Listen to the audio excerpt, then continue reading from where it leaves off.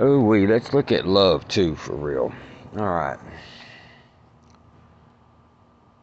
We have messengers that come out with love and the representation of love, and I catch love, I get love. Love is beautiful, love is grand, love is all things of all of its own arising in its depths.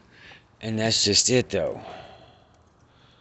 We started using words which became labels, which now become conditions. And you have even people speaking of unconditional love now. And I get it. You're using words the best you can to explain an expression of feeling. And it's really a feeling. It's an emotion. It's a spiritual care. It's empathic. It's all these depths is what I call love, and different understandings and gnosis of love. It's kind of funny how it popped in my brain here lately, how it's been just kind of ting ting ting, has been working along, and I just had another little moment of that experience of love for this, my buddy Otis. Oh, look at Otis. Say hi, Otis. Sweet Otis, you know? And thinking of unconditional love, I've heard this get shot out there several different ways lately. And a condition of love. You don't hear it, but that's how you're explaining it. And that's on a lot of people, because I've had a lot of people come at me with this unconditional love thing. And the meaning behind that is you came from what's known as unconditional love, which is the consciousness of creation itself through everything, which is unconditionally loving in itself. And that's what you are to express through you. That is what that really means. And a love that is actually resounding, and it's a heartbeat.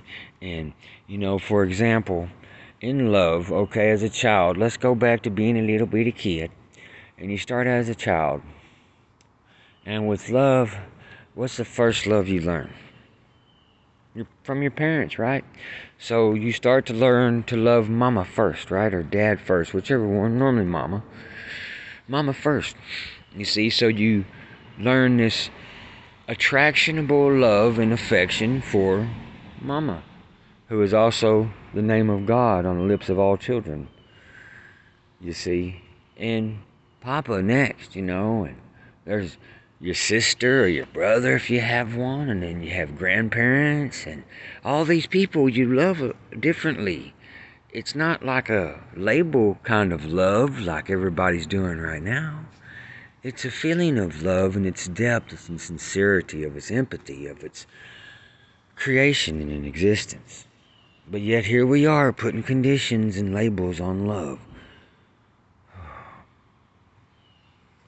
It's like loving an animal. Is that a different kind of love than what you have for your mom or your dad, right? But people can say I can unconditionally love Otis. I love Otis. But I have conditions on the love I have for him. It's not really conditioned, it's depths. Right? You know? Otis has to poo. I have to pick it up. That's a type of love for Otis. And love for other people, because I don't want them to have to step in it. You see, there's two conditions on love there, and one type of love, you know? And one love. Love being in the expression, then that is what you walk as. It's in love. Well, I could have left that Otis. I could have not loved Otis enough to pick up his poo and leave it there for somebody else to walk in because I didn't love enough. Loving myself enough first is where that begins. And even unconditionally loving yourself, allowing yourself to do what the heck you want to do that could be unhealthy or unsafe or untrue or hurting to other people, however you want to put that, that's not love either. Depths in the risings of love. Depths in awakenings of love. Depths in realizations of love. Depths in perceptions, depths in perspectives, depths in observations. I mean, which way do you really want to shoot it out there? It's all an elaborate expression of words. Take off my shoes for a minute. Enjoy this nice, soft, cool dew grass while Otis sniffs around little weird spots. So, Ah, that bird. See, that's love, right? Love and creation. Birds singing its song out to the world. That's what we do in love. Love is actually a harmonic tone of beauty. That's the consciousness in the creation. And mankind tries so hard, desperately, to find some way to use his wordings, that tongue that is twisted and all this other blessings and curses that comes from it, to express love. Whew. That's why you have poetry and songs. That's why it's written in poetry and songs. It's the best way to explain it. This is why it's a harmony within you. Not a condition. Not an example or explanation. Get it? It's a harmony within you that sings a song outward. Yeah. Keep sticking niches on it, though, if you can. You know what I mean? Beautiful person shares beautiful messages of love, and I've watched them get twisted up so many different ways. Writes beautiful books about them, too. And people twist all that stuff up just so they can have a niche. And that's sad. True messages this person brings, this messenger who has been bringing messages for a while now. And yet, somehow people take that and twist it all up too. And that's the way that this world works.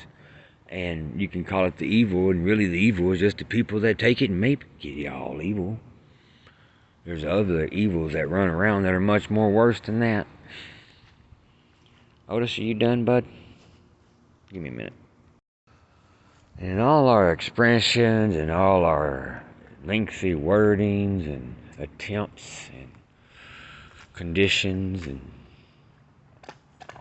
everything else you can think of, Jesus, Yeshua, said it in the most simplest way.